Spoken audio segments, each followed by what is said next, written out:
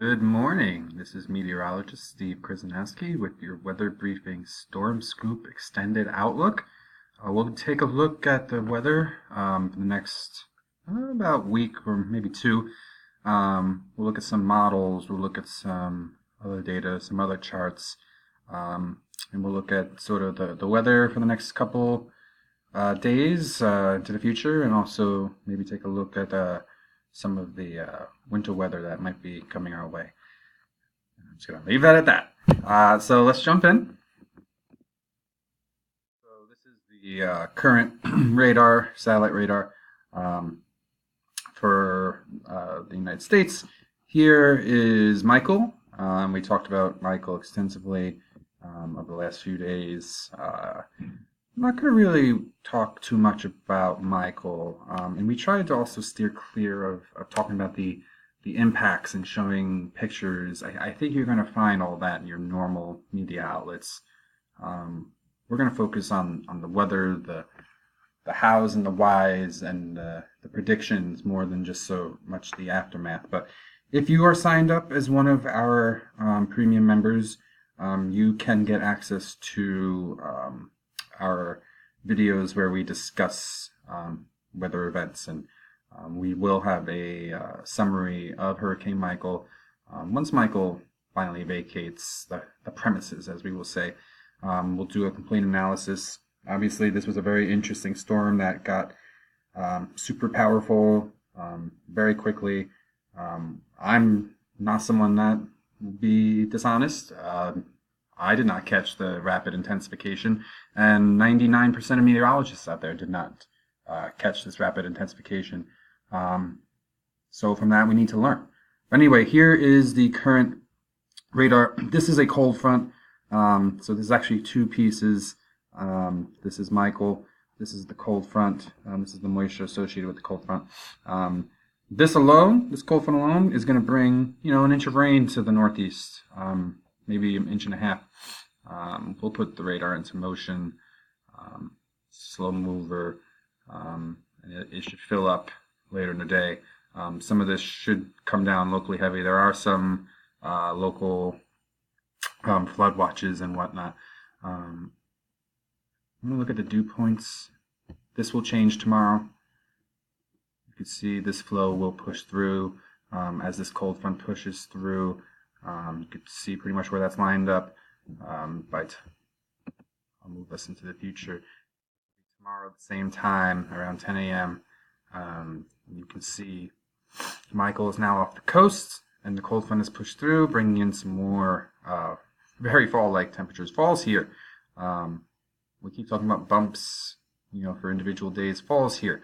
And let's now just switch to temps, right? So I'll give you an idea of what temps are going to look like this week, and then we'll look into some models, all right? We're going to have another system maybe affecting the Rockies over the weekend, and we'll touch about that.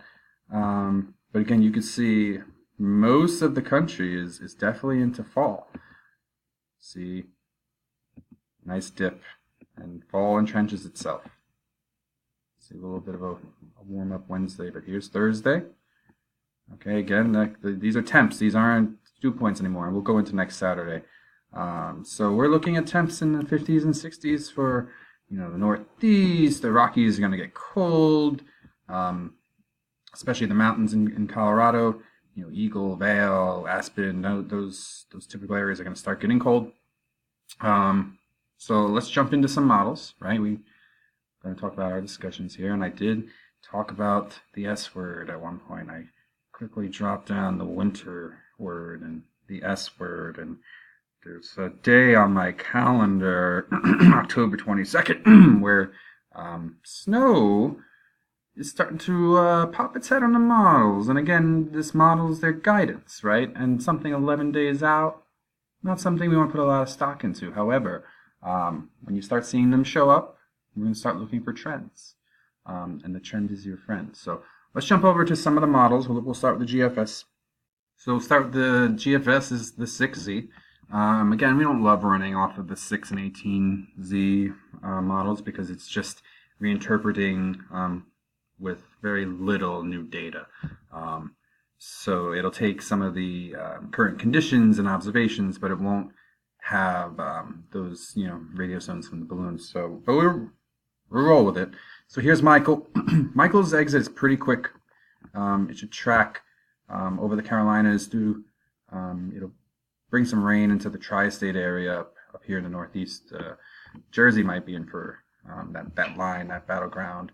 Atlantic City looks to be that line where the heaviest rains will just be just a little bit south. So Philly needs to be on the watch for some potential flooding, and then that'll scoot to the south of Long Island, New York City. Again, this is one model. There are others that bring it a little bit further north, and there's others that bring it a little further south, and then some are weaker, some are stronger. But I think the GFS does a good job of phasing these together and showing you a good idea of what's going to happen here. Another system down here we're going to talk about probably tomorrow. So that's Tropical Storm Sergio. Sergio is about 65 mile per hour winds, going to track into Mexico. Obviously, the big story now has been Tropical Storm Michael. Leslie's been here for some time, just spinning and spinning and spinning, just getting me dizzy. It's just something else. And Nadine, some new life here, but not really something we're too worried about. So let's just jump right back into the models and see and put it all into action. Show you what Sergio does and how now that Michael has exited. Here's Sergio again. It's going to cut off into Mexico. Gives a good soaking to Texas, and then we'll start affecting the rest of us. Here is some of that snow affecting the Rockies. I did discuss that. It's a light snow. Denver got a couple slushy, snowy inches yesterday. That's more like a coating, but October is definitely wintertime out there, and it could be 30 degrees and snowing, and then the next day it's 85 and no remnants ever of snow. That's what I got out of there. I need the snow all around. So let's put it into motion. This is now next Monday, right? So we're about 5 days out. Again, it's pretty quiet besides the remnants of Sergio, and then here, and then also that system that pushes through the Rockies, heads south, and then will try and collect itself and bring itself east. It just doesn't do a real good job of getting any Gulf moisture. It just really kind of dies out when it hits the East Coast. Nothing going here. We're kind of flat. One thing that has been on the models for some time now is that cold spell around the 15th of August. Here you can see this is the 17th now, but you can see this trough trying to make its way in of cold air. There's some snow showers associated in there that might break into the northeast. You can see here parts of Vermont and Maine get some snow showers. This would be next Thursday on the 18th. Again, I said the word snow, but it's not even what I was hinting at before. This is very minor. And then northeast gets cold, below freezing in Massachusetts and Rhode Island, New Hampshire, Maine. This is next Thursday, a very cold day. You're going to need the heat. A couple more shower possibilities, and that brings us to the end of next weekend. The 22nd, I will end here. This is our last little feature. So you can see another wave and another shot at the cold air. So this front will bring in the potential for a storm at on the East Coast.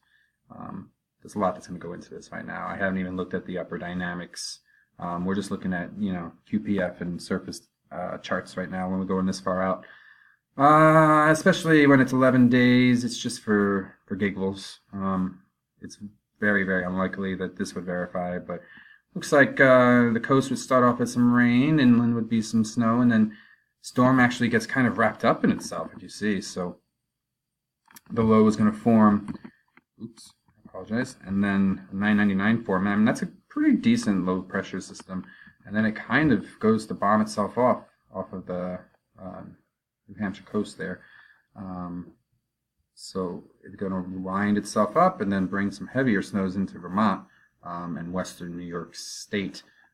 So changeover could be in the cards for a lot of this area. I don't think it's going to get down to New York City. Even Boston, I mean, that could end as snow showers, but if this verified, this would be a mostly rain event there, but it would bring some of those first snows into, those first accumulating snows, real accumulating snows into Vermont and parts of eastern New York, not western New York. And that pushes out. And then I'll let this roll into 384, which is as far as the GFF goes.